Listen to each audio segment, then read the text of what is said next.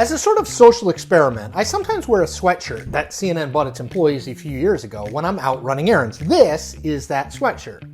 Now, what's fascinating about wearing it is that it never fails to elicit reactions. A few people nod their head in agreement when they see the message on the sweatshirt, but lots more give me a look that is some mix between incredulity and, well, annoyance.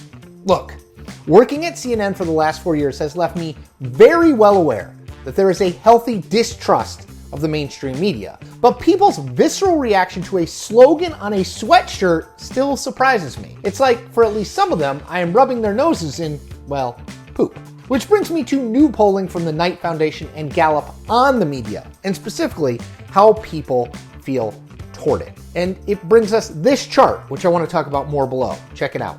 So here's what somewhere between a plurality and a majority of the American public believes. 1, the media has the resources to cover the stories fairly and accurately. 2, they not only don't do that, but they actively intend to mislead, misinform, and persuade the public. And 3, news organizations do not care about the people who consume their content, which is really a triple whammy of bad. Now, if I had to pick the worst finding in that chart, it's the fact that people believe that the media is actively working to mislead the very viewers who are watching and reading. What that says to me is that people don't just think reporters are dumb, which is a long established critique, but that they are ill-intended too.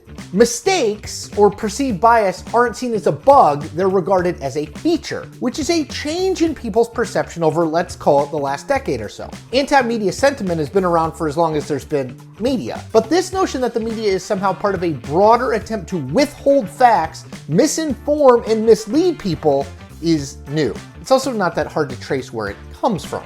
While Donald Trump didn't originate the idea of a media that is adversarial to Republicans, he certainly perfected it as a messaging tool for his presidential aspirations. Conservative media has echoed it. Tucker Carlson's show on Fox News, for example, is larded with segments that all have a similar theme.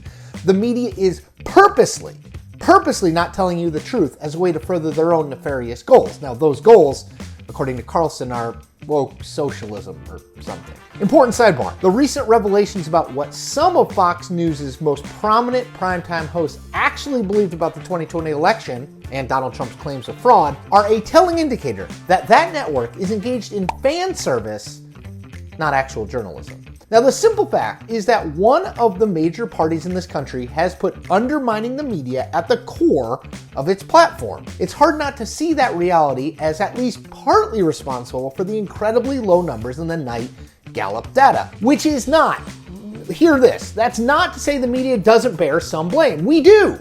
Not everyone is in journalism for the right reasons. There are bad apples. And even good reporters make mistakes, miscalculations, or just miss something that they probably shouldn't miss. But those facts don't change this one. A society with a free and independent media is a much stronger society. The erosion of trust in the press, wherever its origins, poses an existential threat to democracy as we know it. Unfortunately, we're already further down that road than we should be. And it's currently in the political interest of the Republican Party to push the idea that the media can't be trusted. So what?